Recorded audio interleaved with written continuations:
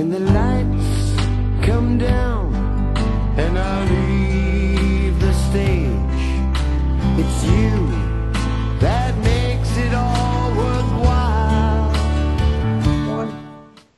Welcome to the Direction of the Heart Skype Discussion Series. I'm your host, Mike Aloia, along with my partner, Mr. Pete DeLorenzo out of New Jersey. How you doing, Peter?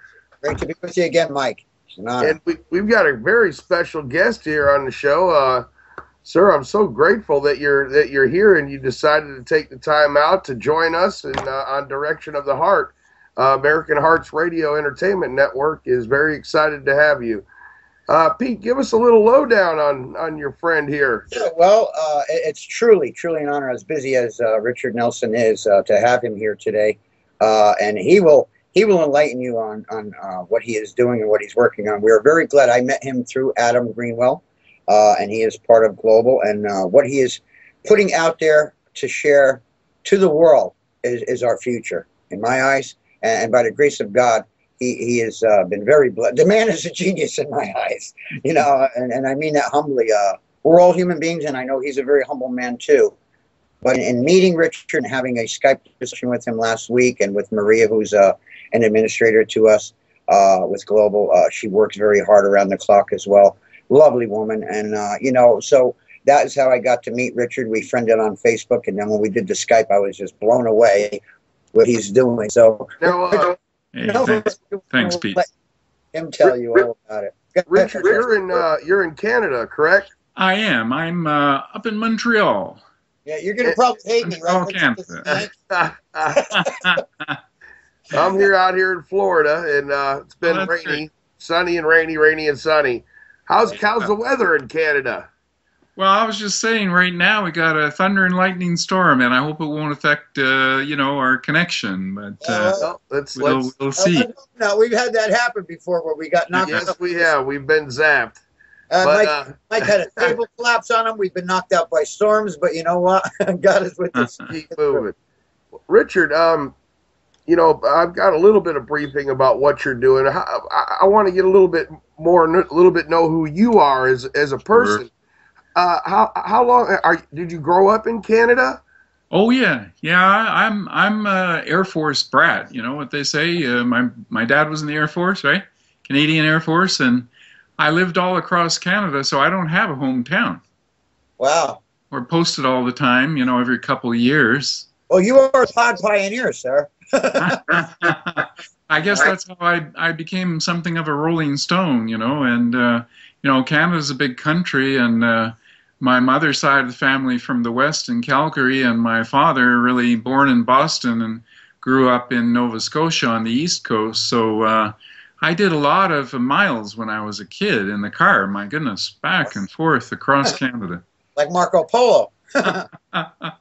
So, Canada. Yeah. And give us a little insight on your position and your expertise on what you're doing, your little background of your fields of work. You bet. Well, I'm a little bit, I suppose, unique in a sense of describe myself as an inventor. I guess there's not a lot of people that might be able to say that, really, as that's been my full-time occupation all my life. And I was also an independent inventor, which meaning I funded all my own research, and I'm 63 now, so that's been about 30 years of research and development, and developing my own inventions and technology, which mostly focus on food. Really? Yeah. Well, kind of. It's about how we grow our food. So, and I'm not saying I have a green thumb particularly, but I do have an appreciation of nature. And, from my earliest childhood, I really have had a connection. And that's what led to my inventions, really. Yeah, well, Richard, meeting you and talking with you last week, I could clearly see that, and that's what you'll share with our viewers today. This is going to be mind-blowing to the masses of people worldwide. And, Mike, when you hear what he's doing, that's why I say it's like the Jetsons figure of speech of our future, because we know as well as you, Richard, you're an authority on this, that, the foods we eat, the air we breathe, the water we drink is all tainted by chemicals and corruption of the government. And our bodies are created from the earth. Minerals, vitamins are essential. And what Richard is doing here is going to preserve and save lives. And it's a thing of the future that we're pointing towards. And he's just like the Einstein of this. Well, you hear a lot about genetics with food right now and GMOs and all this stuff. And it's scary. It really is. What the companies are putting in preservatives to keep it shelf life or whatever, or be able to make it bigger. And what is your expertise in the field of what is your what exactly are you doing with food? Right. Well, it's all a little bit unusual, and it's very disruptive. So what we eat these days is not real food. Mm-hmm. It's a food facsimile. Mm-hmm.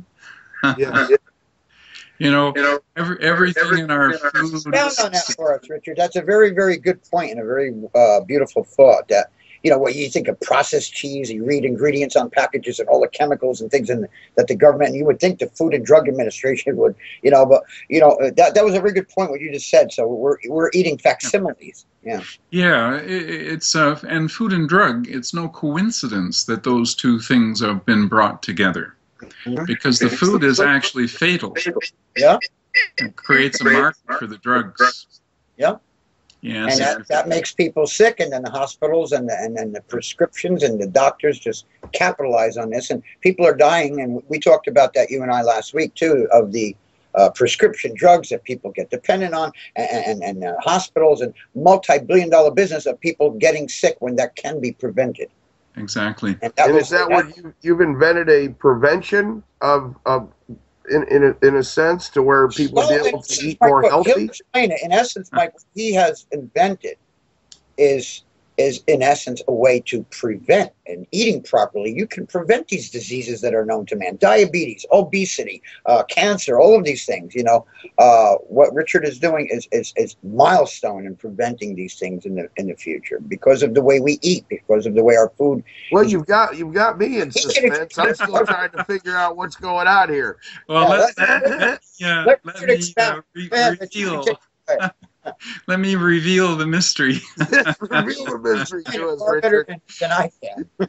Well, okay, so the focus, although I said I don't have a green thumb, myself, the solution, what Pete's referring to, is that we've got to grow our own food.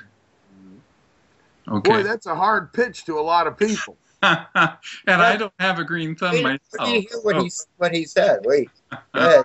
So, and I didn't grow up on the farm, as I say. I'm not a country kid, but I've had an insight into how we can work with nature. All right, okay. And a lot of people have this knowledge about, we call organic. There's permaculture. There's a lot of wonderful teachings out there. But let's take it a little step further. What we really need is to have our food every day. There's a Bible story about food, that the food you have every day in Genesis, yeah? Mm-hmm. There was a food from heaven called manna. Manna, yes. Yeah. And the key thing about it was that you had to collect it every day. Mm-hmm. And in fact, when people, being as they are, they try to collect a little extra so they wouldn't have to maybe take it easy the next day, right? And there was lots of abundance, but that manna from yesterday is no good. Mm-hmm. That's corrupted. Mm-hmm. All right?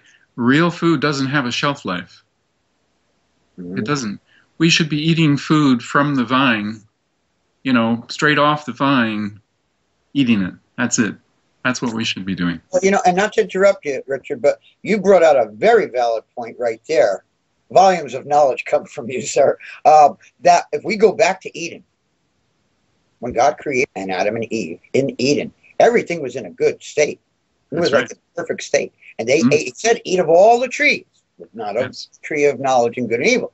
So when they ate, they were eating just like you said, fresh off the vine every day. That's right. Not with government preservatives and chemicals and this and that our food that we intake has, and the chemicals they spray on it.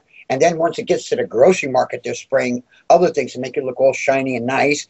And by the time it's good, like you said, big time. Yeah. The food products. So the food products we're eating have a shelf life. What they want to do is, to have this That kind little of date on there. profitability. Yes, it's profitability. That's the whole objective, and so it's all about the packaging, but it's not what's inside. And you have a solution to this. Well, yes, we can grow abundant food every day. That's the solution. How so? Okay, well, I call it an agripod. A what? A pod. For short form, POD. It's a pod. Okay. Well, they got pods here that they put in front of your house where you can put your furniture in. Well, this is something you Not put. that kind of Yeah, pod. this is a little box. And Yeah, not an iPod either. It's not that kind of pod. this is Okay, very this is similar. A food pod that you This is a food pod. Yeah, and And what generally, exactly does your pod do? well, generally speaking, you might put it in the back of your house in your backyard. Okay. And of course, it has a transparent roof because we need sunlight to grow food. Does it look like a little dome? A little Yeah. bubble? Yeah. Okay. It can course. people put this So, in you know windows what- of their apartments? What people imagine, generally speaking, there's a reason. Because we all have a kind of an insight. We all have an intuition. I would say an inventor has, it's only a matter of degree. I saw stuff even when I was a child that kind of taught me. So my inner eye, I can see. And if you're open to that, so a lot of people see things, but they don't open themselves up to the process of learning. So you let your inner guide, we might, different people refer to it in different cultures in different ways, but we have an inner guide or knowledge. Built-in. Yeah. How I big like is- to call it the Holy Spirit. There you go. I was going to say, which God gives us that Yeah, guidance. God gives us this. God gives- And it's more than a gift, because this is something that's, kind of how we're made, actually. Now, how we're educated is something else, right? So I was a dropout. We're saying, am I a PhD? Well, sometimes I sit down with multiple PhDs, and at the end they ask me, well, how many degrees do I have? And I have to tell them, no, I'm self-educated. I love it because they're baffled because you see, you have a gift, as we said, that is given to you of God. It's not so much it's science or this or that or PhDs or whatever. That's a gift of God. Any inventor that came up with Alexander Graham Bell with the phone or Thomas Edison with so many things. I mean, Well, we wouldn't be on the air right now if it wasn't Albert for Einstein was a high school dropout. Yeah, well, he Quite a few. Yeah, quite a few of our. he couldn't even. I was a high school dropout. Yeah, I mentioned. Remember, Richard, when we talked last week, Einstein couldn't even really talk until he was like around 7 or 8. But what some people might, as they say, might slack in certain areas. They excel in others. And what Richard has here is no doubt, undisputed. This is a gift of God, and you have been blessed because what you're still sharing, and that's why I'm keeping quiet. I want you to expound on the greenhouses, everything that you told me. I mean, my gosh, it's amazing. Well, you just mentioned a key word, a greenhouse, but what I want people to know is that this is not a greenhouse. Okay. A greenhouse is something we all know about. Right. And a greenhouse, I was just visiting a neighbor, and he said, gosh, I put a greenhouse up in my backyard, and it's a nice little kit, it's all prefab and everything, and tried to grow some plants, and it was overheating, and nothing he could do would make that greenhouse useful during the summer. Okay. And then, it's just a single skin, and it's, there's no heating system in it, and will it grow anything in the winter? No. And, we've got a long winter here. We've got 6 months. Yeah. So he says, so what good is it, really? It's good for a couple of months, in the spring and in the autumn. You could said, well, the best thing it's good for, really, is to put plants in there from the garden in the autumn you know, so they'll continue to grow if they're potted, right? If they're a potted plant or whatever, you could bring them in there, and they'll continue. They won't get the frost, right, for a few more weeks. And in the spring, you grow all your young plants and your transplants in there and put them out in the garden. Now, that's what a greenhouse is all about. When people start to use a greenhouse to grow food all year round, that's when there's a big problem. You know, the biggest problem is it's a whole lot of energy that you need. If you're going to try to keep it cool in the summer or keep it warm in the winter to grow anything, you've got a huge energy bill. You've got a very big CO2 footprint. You know, also was talking with a guy who's more like a permaculture guy, and he said he hates greenhouses. What a ridiculous idea. We've got to grow our food naturally.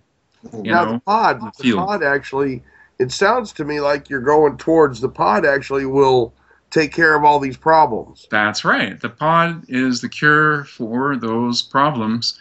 And there's a few very specific, you know, things that we do. So none of them are secret because although I have 6 patents on the technology, I have dedicated all of my inventions to what we call a Creative Commons public license. So making this freely available. I did that in 2002. Yeah, how affordable is this product? Well, very, very affordable, because the secret, the thing that does all of this wonderful sort of miraculous outcome, it's just soapy water. Really? Soapy water? Water with soap in it. I told you, it's going to blow your mind. Okay. You let's say you got a barrel of water, and you put 2% of a soap concentrate in there. You know, if you, like we go, you know, to the soap manufacturers. We don't go get soap off the, you know, supermarket store or something. No, we go to a soap manufacturer like Stepan in Chicago, or any of the, you know, Unilever, Inco, any of these people. And, you know, there is a soap types called sodium lauryl sulfate, SLS. SLS is in all of our soap, you know. That's, if you look at any of your soap, you know, in the ingredient list, you'll see sodium lauryl sulfate, sodium laureth, and different formulations. And these are all sulfonated fatty acid. Okay. And that's what makes a soap. They used to make soap from oil, from natural oil. Now they make it from petrochemical oil. You can make it from organic oil, and that becomes like an organic soap. That's fine.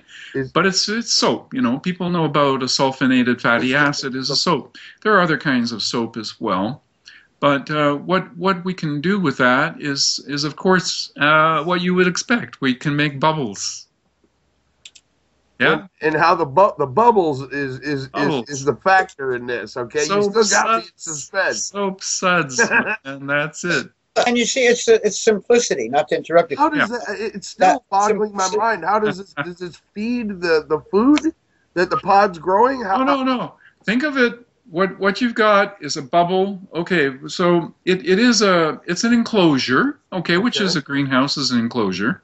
Mm-hmm. But as we say, I like to call it a pod because it doesn't have the same problems that we associate with the greenhouse. Would you say, Richard, that the bubble is maybe metaphorically or similarity to like a child in the womb embodied with the water? That's true. Yeah, and a pod, you know, a pod is a place, right? It's a small space where the pea, or, you know, peas in a pod, you know, it's like a womb. Yeah, it's a place where that's in my mind, you know, because the way you're describing and you know, the water and the child in the womb and it goes right back to the scriptures that Jesus said, "I am the living water. I am the bread of life." So this water is very, very important. So we keep that in mind. I call it water working. So while we're talking about the soapy liquid, remembering that we only put a 2% concentrate mixing with pure water, just water H2O, to get the liquid. So we'd call that a soap solution, right? A soap liquid. It's a solution. It's quite dilute. Okay. But, and you know, you can't just use it to blow bubbles like the children use quite concentrated soap. to stick the thing in the, blow the bubbles, yeah? Well, but we have a machinery that blows the bubbles, and the machinery is quite simple, but you do blow bubbles. So I like to call it a bubble insulation and shading. Okay. Wow. So when you think of the pod, you think of it as a bubble, Okay. it's like a protective bubble. But in the skin, we create this layer of soap suds. Okay. Okay. Now you say, well, how much? I said a layer. Okay, because I want hundreds of bubbles here. So there's two transparent skins that contain the bubbles. And so food grows inside the pod within the bubbles? Not within the bubbles. The bubbles are the enclosure. Okay. Like a cocoon in a way. It's a cocoon. Yeah. If you have a skin, the skin is not, thin. The skin is layers of cells. Yes? Gotcha. Yeah. And if you have a pod, the pod itself has a thickness. If you open the pod, you'll see the thickness of that material. And Or that's, think of a leaf. A leaf looks thin, but it's not that thin. Okay? It's not paper thin. No, it's got layers of cells. But Yeah. cells are very microscopic. What we have are bubbles that are visible bubbles. I'm not talking about a mousse. I'm not talking about bubbles that are very, very, fine. In other words, not a dense foam. okay. If you think of a dense foam like shaving cream, no, it's not that. That's not what I'm talking about. Right. I'm talking about bubble bath Mhm. bubbles, visible bubbles. Clear, Right? transparent. Quarter inch. Now, water is transparent to visible light. Mhm. You know that. Oh yeah. What clouds are comprised of water. Right. A layer of water. Quite, the thicker the cloud, the darker the Mhm. cloud looks. Okay. Yes. But water itself is not opaque to light, to sunlight. Right. But it is opaque to the heat radiation of the sun. Mhm. So the sun has an energy spectrum, and half of it is heat, and half of it is light. Mhm. The heat is invisible, right? We call it infrared. The visible spectrum goes to the red, and then it goes invisible.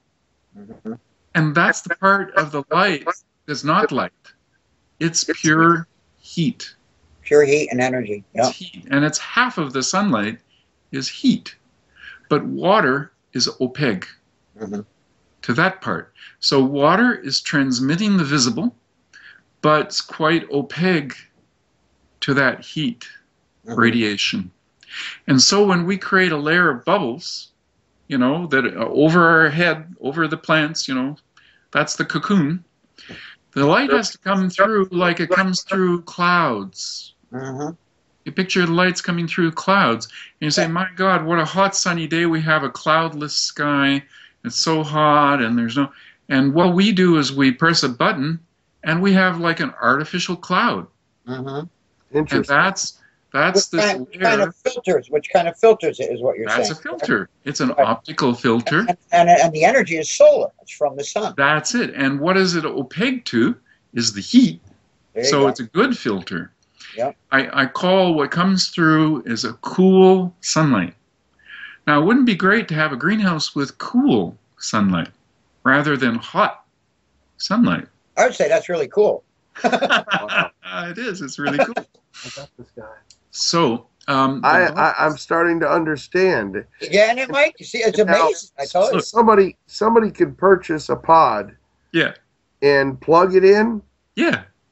or does it have to have electricity, or it can be used just strictly on solar power? It can be off grid. It can be running on solar energy with photovoltaics or other sources of, organic energy. Let's You say. could take this pod and place it in places in the third world Yes. and put seeds in there and That's grow it. food daily.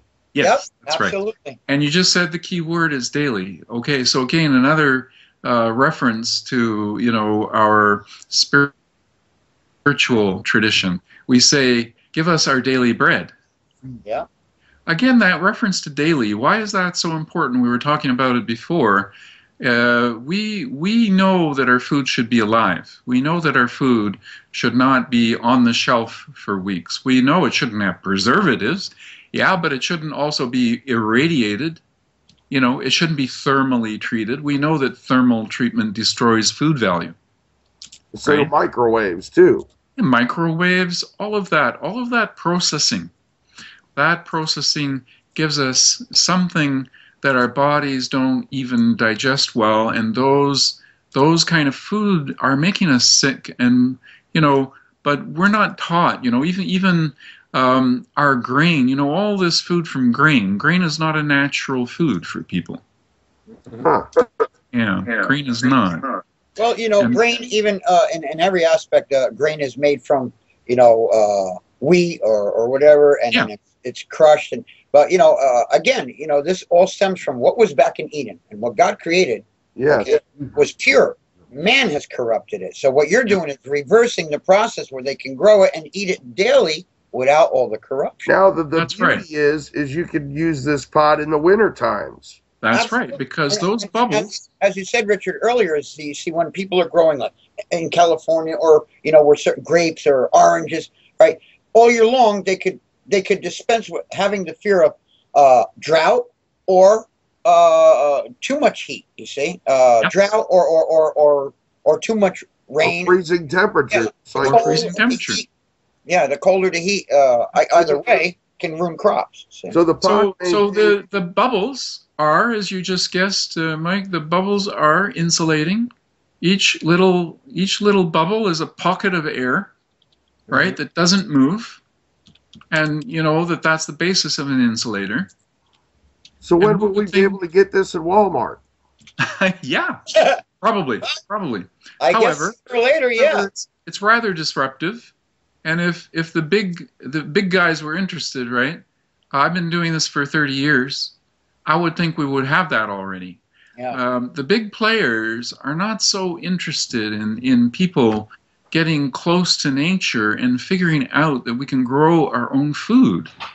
You know, you can imagine how disruptive that would be. You know what comes to my mind, though, Richard, is there a concern, or I won't use the word worry, but is there a concern that if this goes on the market, that people are going to try and corrupt that too, you see, and come out with generic forms of it, or, you know, and this and that, and corrupt that too. So we got to make sure that they get the real McCoy, which is what you invent. Well, we feel that, you know, that is a concern. It's not a huge concern in a way, you know, because what I believe is that, you know, this is not rocket science. Children have fun.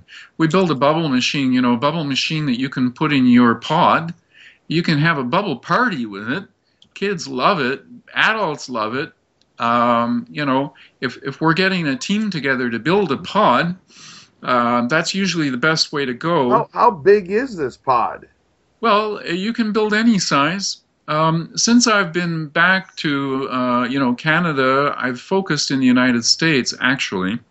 So, you know, Montreal, you know, well, you know, Canadians live right next to our giant neighbor, and, you know, and north of us is wilderness. So our focus is on, you know, America, let's say.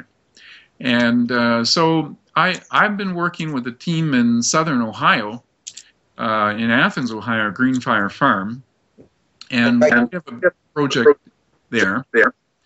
We're also going to be building a project in Phoenix soon. And there are several other sites, you know, places where people are mobilizing what I call the pod pioneers. So this pod, I call it AgriPod, you know, sometimes I call it LifePod. How can people find out and read about this and know what you're up to? Yeah. Well, I call my technology Solaroof. Solaroof. Solaroof. What I did, you know, took one R out, and Solaroof, you know, and just took it as one word.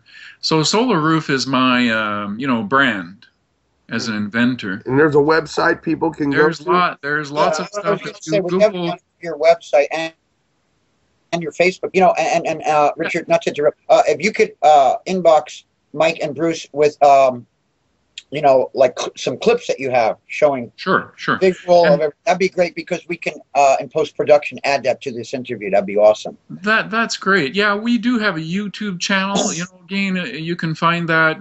Just Google Solaroof, and we've got a good position on. I tell you, Richard, this is you've got my mind spinning 100 miles an hour, because in all essence, if you could get some major humanitarian groups and some governments to be able to come together to put together pods to put into these areas where there's starvation. Yeah. And, to me, that would be you could revolutionize the way we think and eat and actually be part of creating never having world hunger. Let's do it. What I've been doing all my life here is that these environments that I have envisioned, I saw them as a child. And there's a lot more to it than, we've talked about some of the simple aspects, really, like the cocoon, how to insulate. How to insulate the environment. But there's more to it than that. You still have a lot of light that comes in. Well, you could take this actually into space as well. That's right. When I was doing my research and development here in about Montreal, saying the sky's the limit, right? The sky is not the limit. Yeah, the universe is more like the limit. You could take a pod and put a man on Mars with a pod to where he could grow his own food. I was associated during my days of research and development. That was during the 80s and the early 90s, by the way. Yes, so this is not new. This is mature. This is proven. I received millions of dollars in R&D contracting and government, sponsorship for my R&D. But in those days, I was a younger guy, and I had very broad and strong patents. And I was advised to go in what they call protecting my property, my intellectual property. Yes. And to do that, what you do is you keep secrets, right? You keep secrets. And this you learn that in the entertainment business, too, behind the scenes. Yeah. Mouth shut, don't say nothing. That's it. That's the It's all about timing. That's the advice of every, business advisor, is that you hold what you know. What you know is your resource, and you have to keep it close to you. Well, I reject those ideas now. Okay. But at that time, I was in the midst of R&D, very successful, and I was going to projects with NASA. I was actually in California with some of the programs. They call them the closed ecological life support systems, cells. So they call that, the acronym CELSS. Well, that was a program of NASA funded at $100 million a year, involving 35 universities, and it was wrapped up in 1993 or so. And the reason I believe it was wrapped up, like many programs, it was too disruptive. Yes, they say disruptive. Yeah. Define disruptive in what sense? Big corporations and commercial interests would not appreciate that this know-how would become common knowledge. Sure. You know why? Because government or something like that, they want to contain something. They don't want people to know how to do something like this and to be well and to grow their own food, because it's going to stop the government from making big bucks. See? Well, stop big corporations. Corporations, yes. Exactly.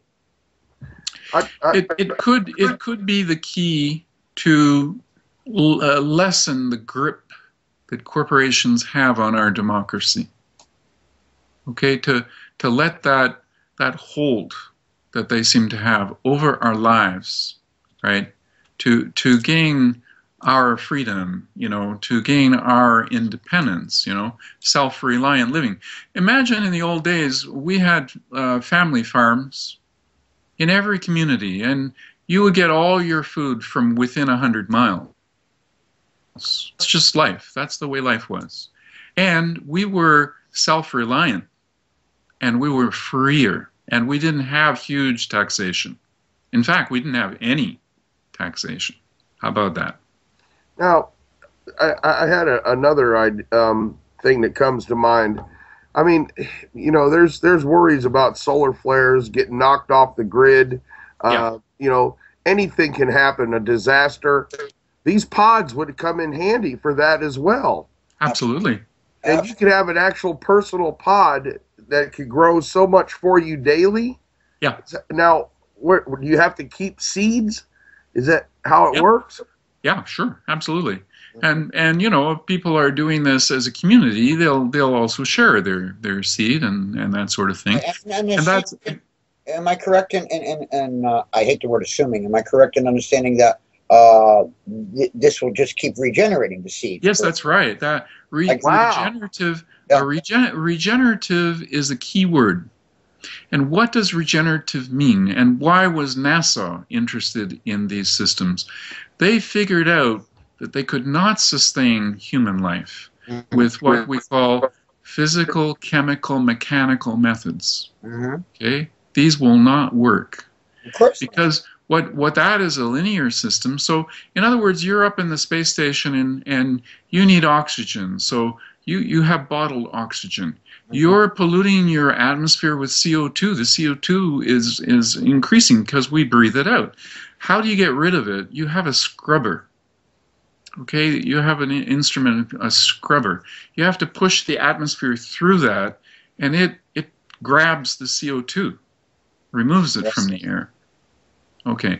So that's how that system works. But guess what? After a while, the scrubber has absorbed all the CO2 it can.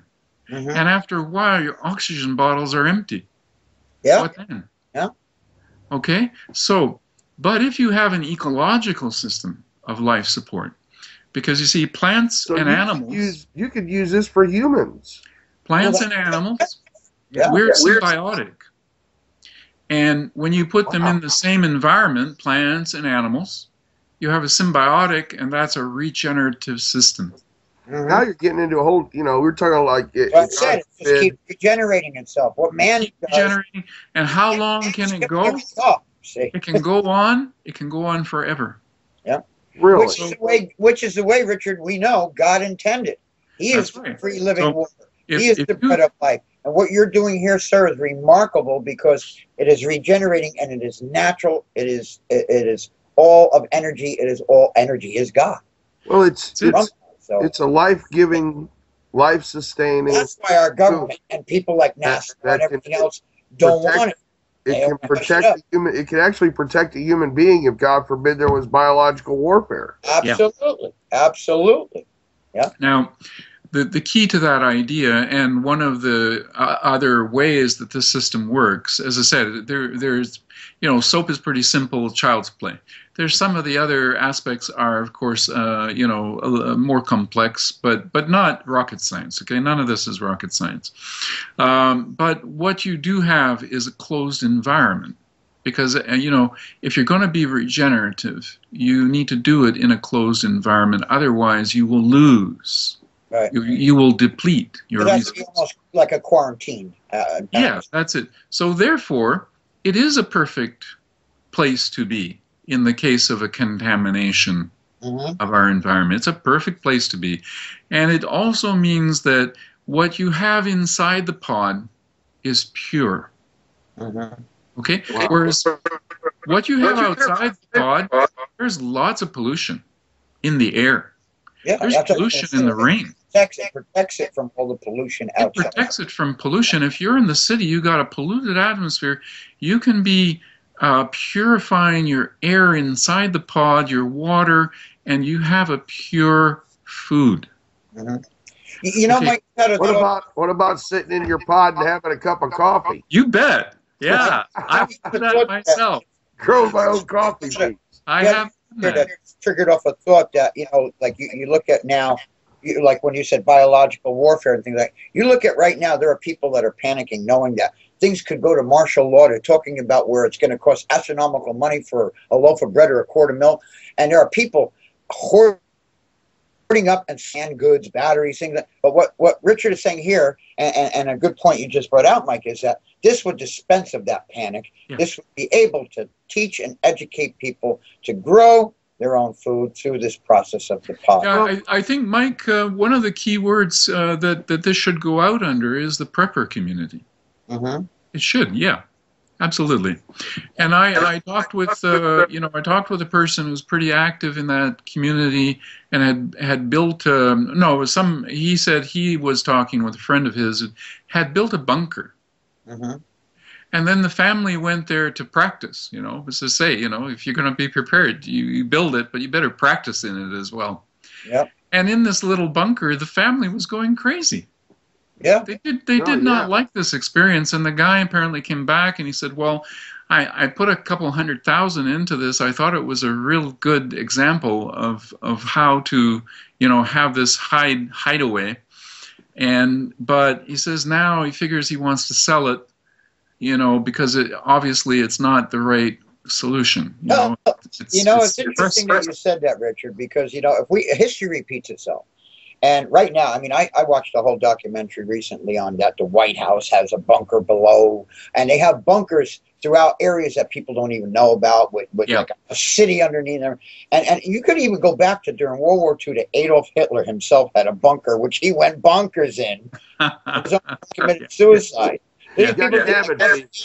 Close yourself in, hide away from the world. But you see, what we're teaching and what you're doing here is remarkable in educating people that if we do it God's way and we do it what God originally ordained, what was Eden, and our bodies are created from the earth. That's why our bodies need healthy food. That's why our bodies need vitamins and minerals and all of these things. And that, war and violence, and this is what we discuss every week on the show, and the way the government is corrupting our foods, the air, the water that we breathe, everything. This is not the way. Yeah. And storing canned goods and things like that's not the answer. You know what this comes to mind is what you've done is you've combined science and nature and spirituality all in one to contain, preserve, and have new birth and regeneration. And actually a protective area for human beings and animals. This is amazing. This is absolutely I would something out of sci-fi. If I may, Richard, I would call it back to the basics. Well, I don't know. Back to Eden, what God. Well, I think what Richard is doing, and he is a pioneer. You are an amazing man. God has given you the vision, the know-how, the knowledge, and the wisdom. And you're an angel, because I believe what you're doing right now is an instrument of God's love and peace. Absolutely. You will create something that will be a catalyst towards world peace. And, to stop the end of hunger, to change the way we think, to be able to grow and be able to protect and preserve everything that we need in order to survive. And on that note, Mike, what you just said, Richard, that is why I am so honored, and I say this humbly, that last year when I was appointed as Ambassador-in-Chief of World Peace and now a representative to the UN for this, we are so honored to have you on board, sir, because, Well, yes, and I would love to talk to you more after this interview and really get involved in what you're doing and have our network get involved and help create some promotions, awareness. I think that you and I, sir, God brings people together. Absolutely. And we are so connected right now. And, this goes not just on technological level and not just a profitable level, but you're going towards a humanitarian level. Right. Exactly. This is my point. That we're not talking about landing a rocket on the moon. We're not talking about breaking an atom.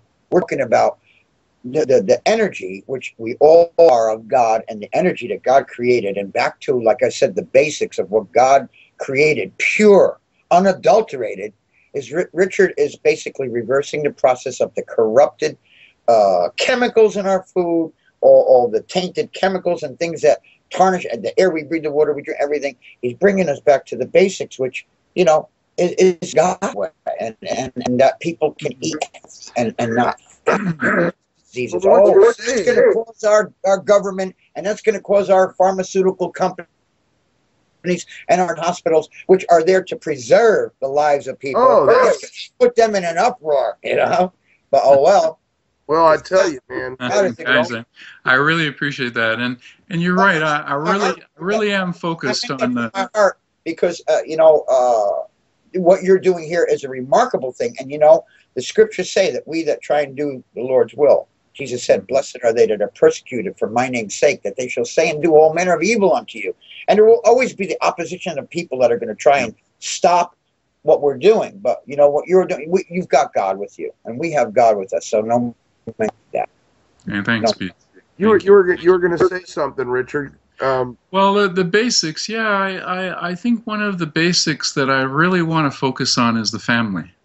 Amen. That's that is the idea of the agripod is a product for a family farm to regenerate the family farm. We can have these agripods around our communities, and these 21st century family farms, and we call them a vertical farm as well. We could talk. There is a lot of technology in this, of course. A lot of it's low tech. But the tech is there, so it's not overdone, hyped up sci-fi stuff that only corporates could do. Now, this is for DIY. Richard, a thought just came to my mind, and excuse me, I'm not a person to get political or anything, but you think about that instead of FEMA camps, okay, we can have agripods all over. Yeah. Well, see what I'm saying?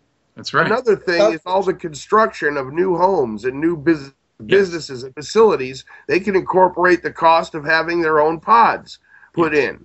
Yes, indeed. Where there's darkness, we put light, and that's right. Every home should have one. Every business and restaurant should have one to grow their food for their customers. The whole idea is to that's an amazing. It's almost mind-boggling if you think about it. It's going to keep it pure, To keep it on track, to keep it a pure idea, the way that I envision now, like I say, this focus on families. So, you see, because what's happened is the family farm is gone.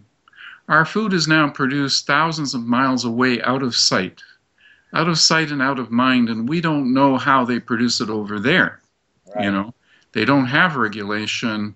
They can use even more dangerous stuff, stuff that's really dangerous in our world is banned, but in the developing world, corporations do whatever they want. I have a question.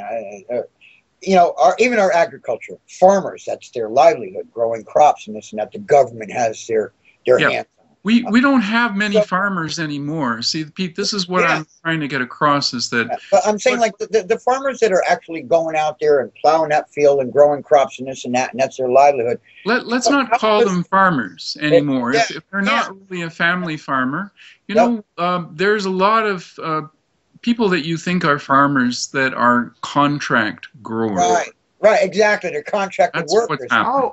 Exactly. That's what I'm saying. The government has their hands on it. So that's a very good way of putting it, Richard. They're contract growers. So how can we now, with what you're putting out there, this is wonderful. So these farmers or contracted workers can now, if that's going to be their livelihood, we can educate them and everybody, not just... Well, no, we won't have any more of these corporate and contract growers and such. What my goal is, the enterprise, the young people who establish themselves as a pod pioneer or pod entrepreneur. Pod entrepreneur.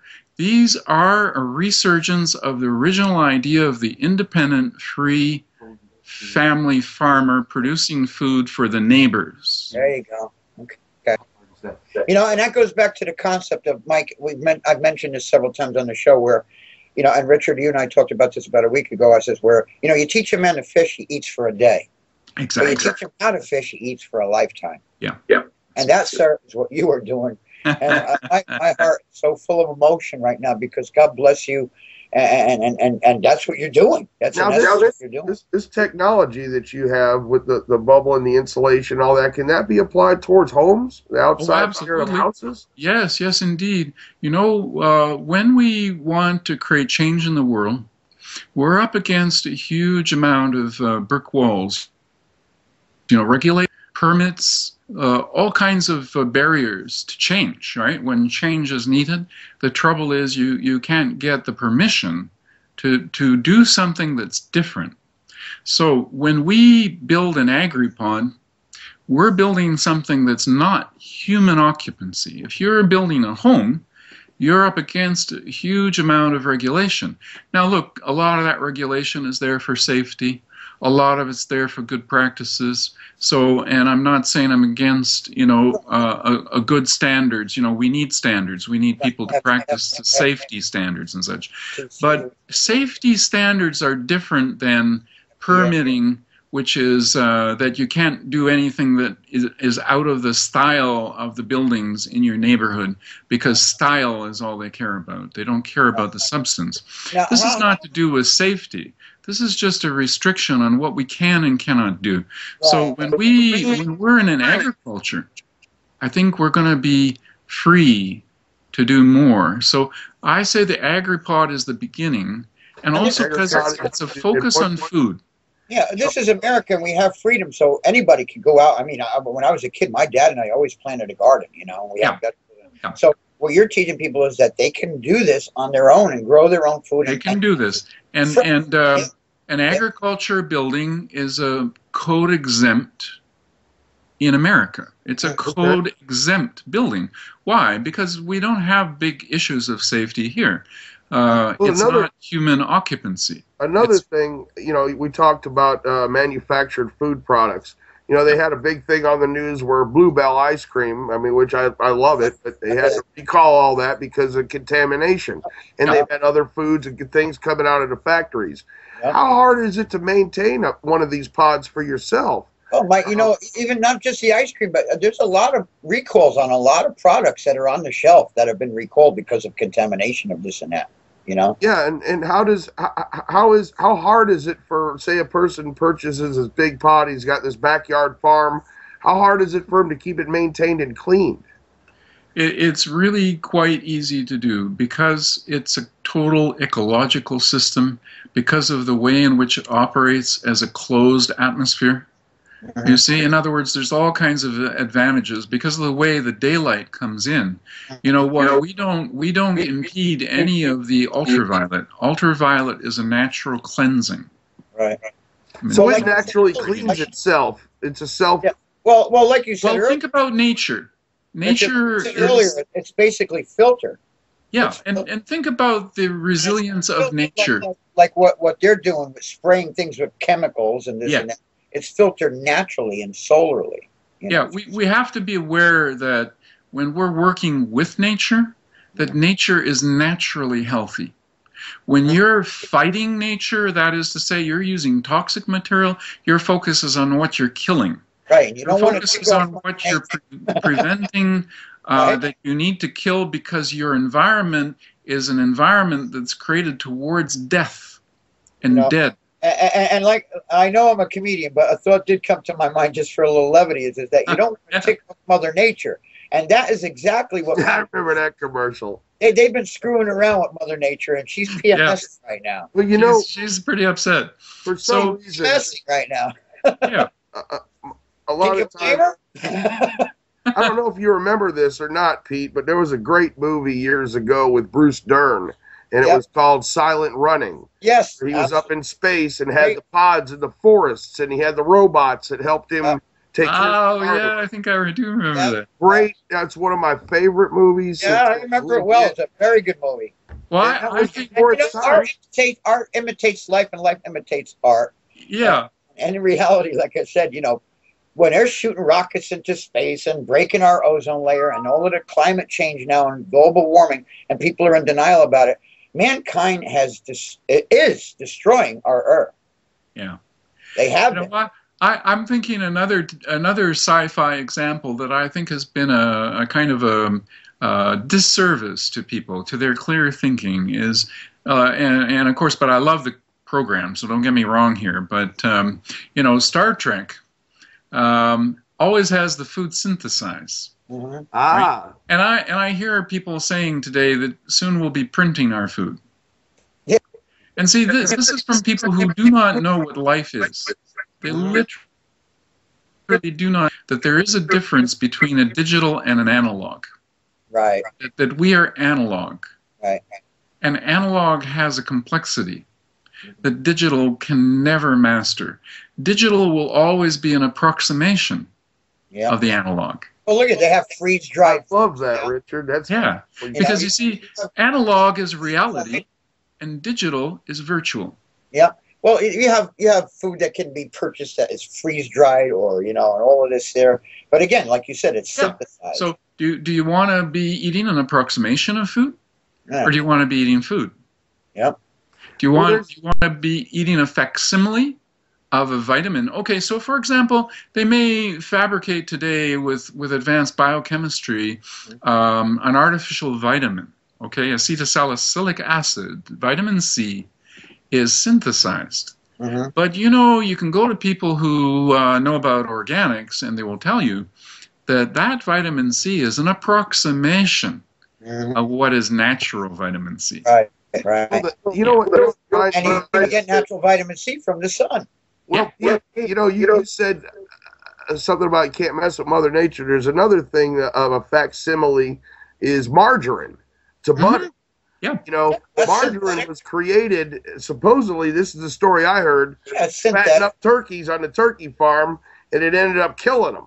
And so they took it. Look at now they come out with the turkey hot dogs and the turkey sausage, and you have the imitation butter, and you have so many synthetic derivatives, but it's not natural. Well, I heard that the DNA structure of time now, for a long time now, all of our livestock would, that we have in our factory food system would not go through to their harvest without the without the hormones and without the injections. That's it. So we've got a situation where the animals are unhealthy, and they're mostly harvested before they're a year old. So think about that too. That these animals are having trouble to survive to a young age. And most of their organs are condemned. They're not, and they've got cancer. Look at what they're doing with the cattle. I mean, they're shooting them up with chemicals, and then chickens are already tainted by the time they lay eggs.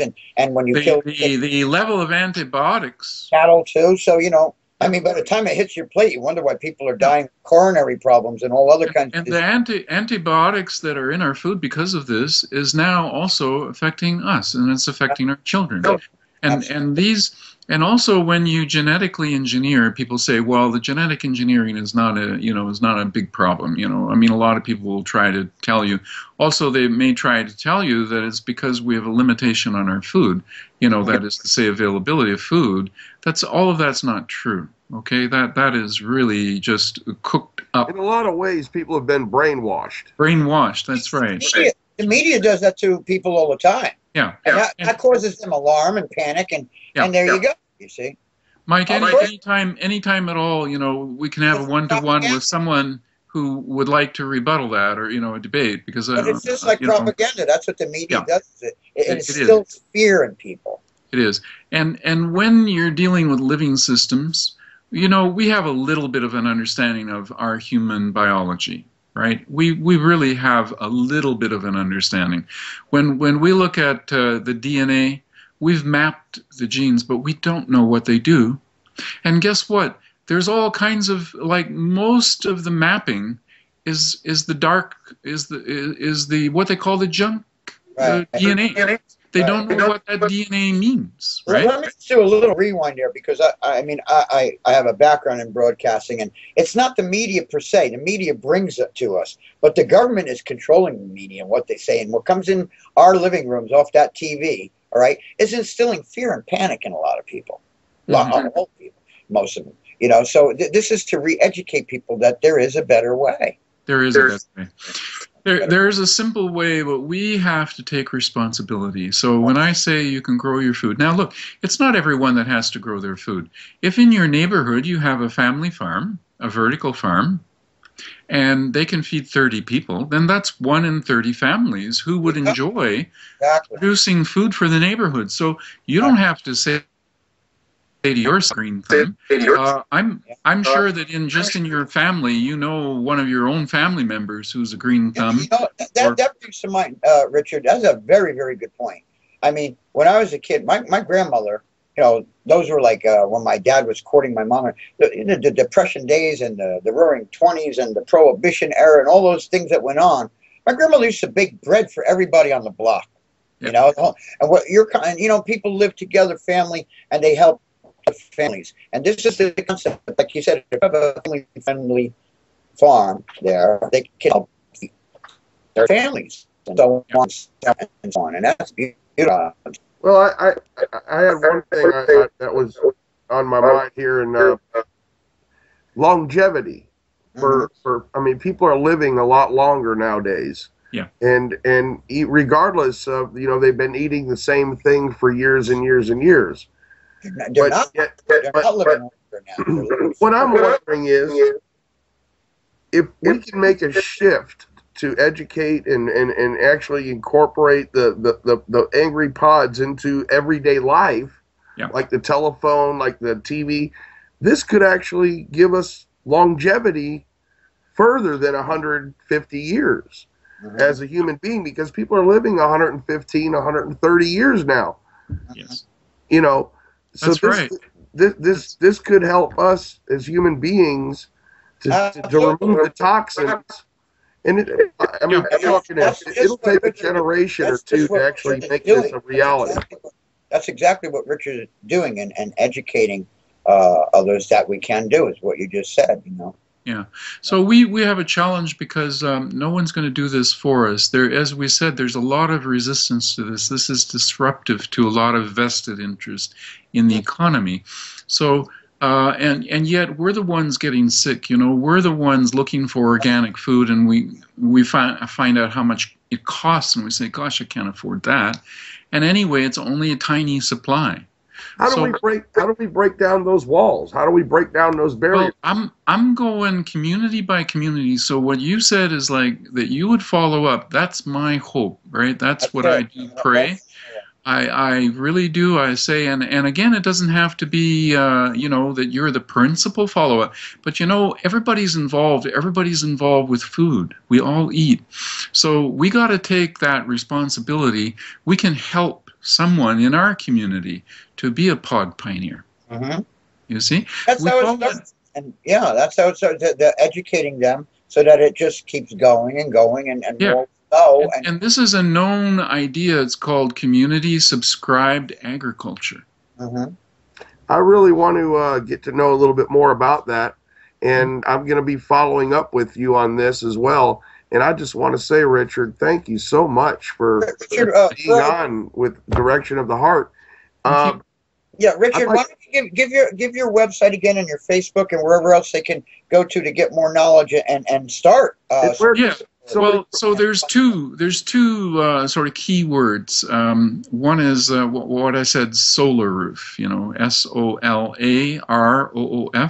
Now we've got .org, .org, and we have a wiki there, /wiki. You know, WIKI. So that's been there for a long time. Is there a phone number people can call? Yeah, sure. I'll give my phone number. It's 514-692-9107. And you have the Pod Pioneers page on Facebook. That's keyword. Pod Pioneers.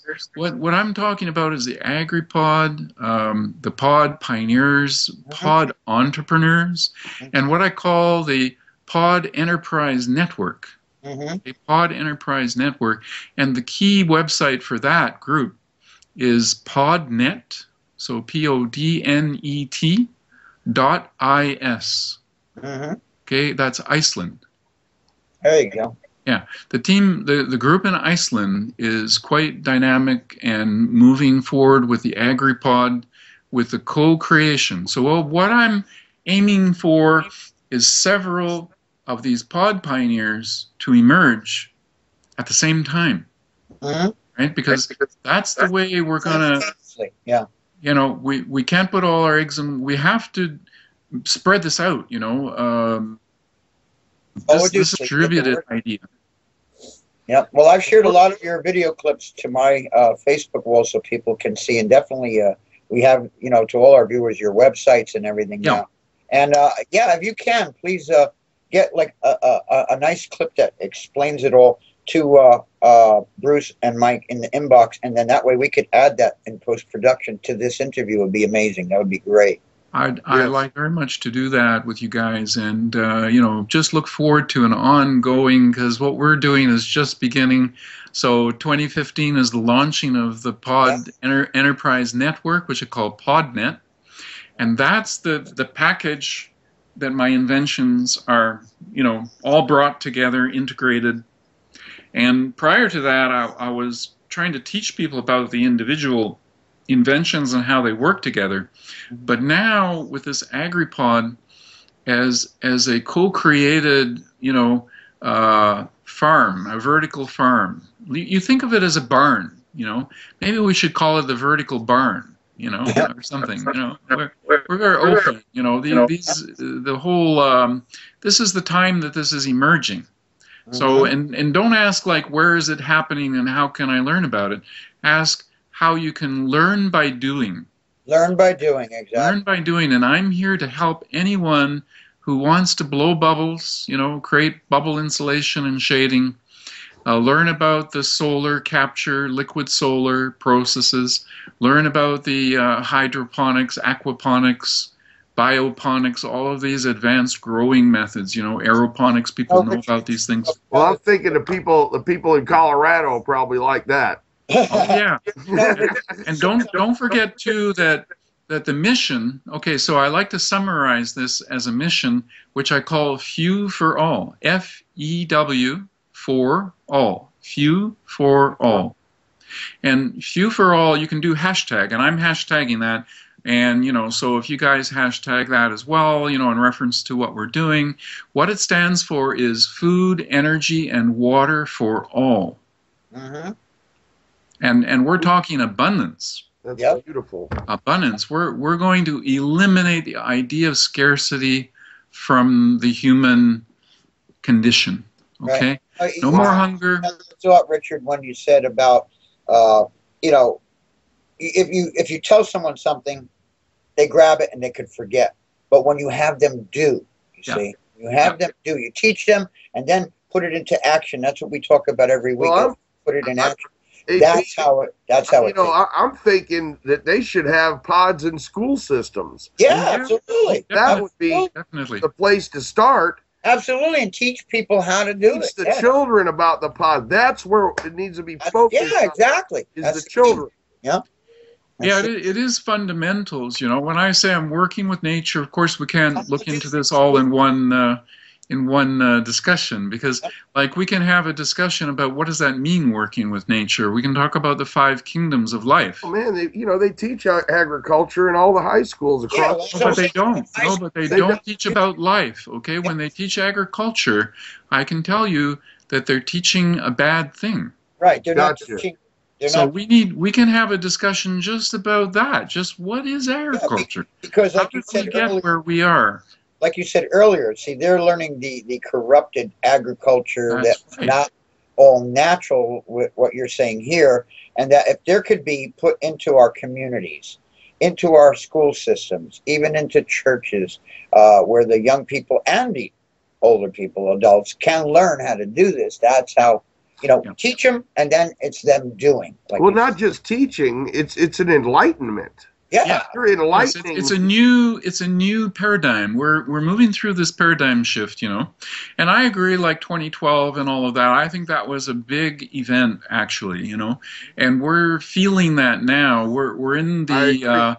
We're now seeing the stuff that's been ready to prosper, that's been ready to, it's germinating, it's becoming visible, shooting, and it can come up everywhere, like there doesn't have to be a leader, okay? We're not leaders and followers, I love leaders, but let's all be leaders, Let's lead by our own example. And that's what Jesus taught us. Unify. I mean, that's what Jesus taught us. He had his 12 disciples, but, before he ascended into heaven, he said, Go out now and do what I have taught you. Put it into practice, and that's what they did. So this is what you're talking about. And this reminds me of the parable of the 12 virgins. That 6 of them were wise and 6 of them were not. They were foolish. And that when they were told to gather the extra oil, all right, or when the famine comes or when the lights go out, so to speak, you're prepared. And this is what you are, like Mike said, you're teaching, but enlightening people that this is a much better way. And this is the wave of the future, and it's a wave towards survival, longevity, and towards a spiritual way, because and, you know, until our Lord gets back, which we know is imminent, and I always emphasize this, that we know not the day nor the hour, as the scriptures say, but we know it is inevitable. He is to return, and the signs are upon us. But until then, you see, what Richard is doing here, that's bringing us back, like I said, the basics, back to Eden. So well, I tell you, we've only got a few minutes left here, but Richard, I am so enlightened. Mine would be blown by it. You're right, Pete. And I am so humbled and grateful that I had a chance to have this discussion with you. And I'm humbled that I have the opportunity to help you move forward on your endeavor and be part of what you're doing, as well as you be parting of what we're doing. We're bringing the hearts of the world together. And that's what American Hearts Radio Entertainment Network is built upon, is faith. And built by the people, for the people, and the Lord brings people together, Richard. And I really hope that you'll be on the show again. And because I've got so much I want to talk to you about, and so many things going around in my mind, in so many different scenarios, that I'd like to end this with a prayer. Okay, all right, Mike. And you know what you're doing, Richard, on behalf of Mike and Bruce and myself. And on behalf of Global, we are very humbled and very honored to have your time and your knowledge and your wisdom, volumes of wisdom. And this is going to be on October 4th, going out to the masses, to the world. I feel, Richard, that you're a very spiritual man. Thank you. And you've got a beautiful light around you, brother. I see that. Now, do you believe, I ask a lot of our guests this question, and because we are living in very chaotic times, there's a lot of wars going on. There's genocide in Syria right now. There's people being misplaced all around the world. Do you believe we're actually living in the end times, as the Bible prophesied? Absolutely. Yep. No doubt. No doubt about that. Do you believe that we'll see world peace in our lifetime? I do. Yeah. You're an optimist. We have to work for it.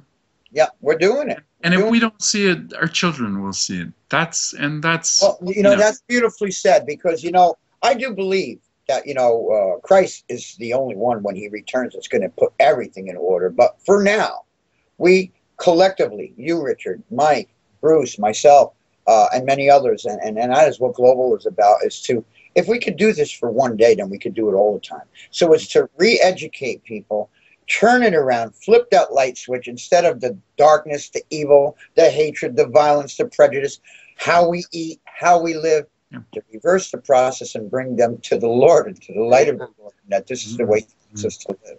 Well, I tell you what, Richard, is there anything you'd like to say before we wrap it up? Just very happy to connect with you guys, to have a channel here to get a message out. And I do think, a really important concept is this active hope.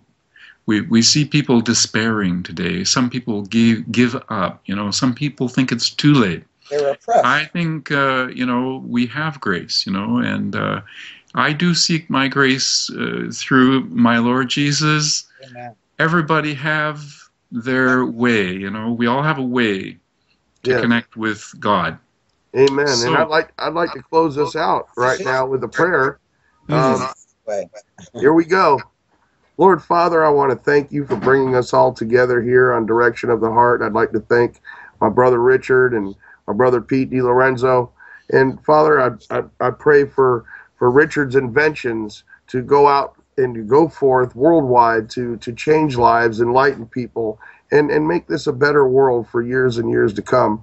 Father, I pray this in Jesus' name for the children to make it to where there is no more world hunger. And I believe that this is and I thank the Lord for Richard and Pete, and God bless our families, and may the Lord watch over us in Jesus' name. Amen. Amen. Beautiful way to end the program. All right. Definitely. Thank you so much. Next time. We all love you, and God bless you, and we will definitely have you back on again very soon. And Absolutely. And we'll be together, all of us, for October 4th. Absolutely. See you on Global Cooperation Day, Richard. You bet. God bless you, and thank everybody for tuning in. And we'll go ahead and wrap it up. Say goodbye, guys. God bless. Peace and love. God bless you. Au revoir. Rock and roll. Hello, Solaroof friends. It's Richard Nelson here. I'm at Greenfire Farm, and I'm going to give you an update now on what's happening here with our pod prototype, as we're calling it. So I'll just give you a little walkthrough. It's September 29.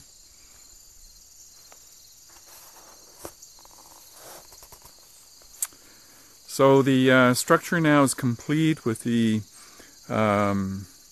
arch material installed, the lumber bracing at the end walls, the knee wall, which is not complete yet. It will be closed in and insulated. This is the west side here. I'm just coming along the south of the greenhouse, walking toward the east end, and we can see here the corner construction here. We have tanks and a kind of a pond beneath the floor area. So the this is the entrance here, which is the south, rather the east end, and we can see the depth of the pond, which is underneath the bench area. You see the benches on each side. I'm coming through the door now. Just going to stand in the area here of the temporary floor at the entranceway. We can see the aluminum backbone structure here. There's the connection at the footing of the backbone. All aluminum truss going up here at the end wall. This is the, again, the west end. Up above we've got the backbone, has the plastic attached.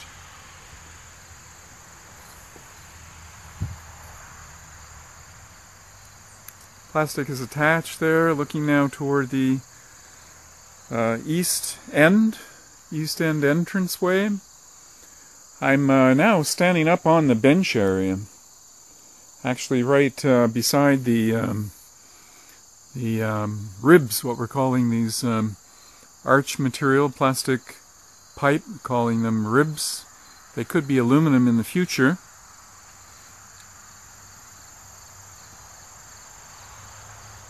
It's just about 3 feet underneath the floor height, and underneath the bench we're going to have space between the top of the bench and the floor for mushrooms. In the center here we are going to have substantial tank for raising tilapia. On the benches here will be the food crops, plants that will grow up and into the upper area. We have an upper area of sun-loving crops. We'll have a middle area for sprouts. And here, inside here, is the cavity space, which will fill with bubbles once the bubble generators. Here we have the end wall, also will fill with bubbles in this space. Bubble machine up there near the top of the backbone truss system. So we hope to soon get the inner skin lowered, finish up the inner construction of framing of tanks, and soap liquid tanks, and so we'll just keep you posted on progress here. Thanks for looking in. 1 bar, good. Make 1.5. The bubbles are much better. Let's do it. Wow. 1.5, good. Keep it like this. No more. No more. Okay, 1.5 more. This is 1.5? Yes. Very good. Okay, try with 2.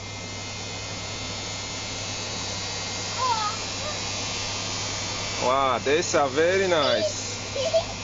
Now it's 2? Cool. That's very good. We don't need more. Still half of this cavity.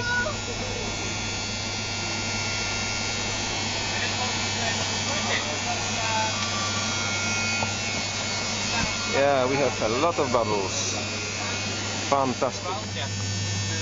Change the pressure a bit. Wow. When we close the door.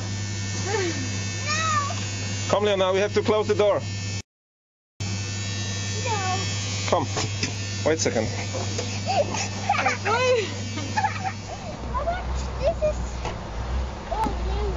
So we have both directions. So now we are in full shaded greenhouse. LifePod, the backyard grocery store.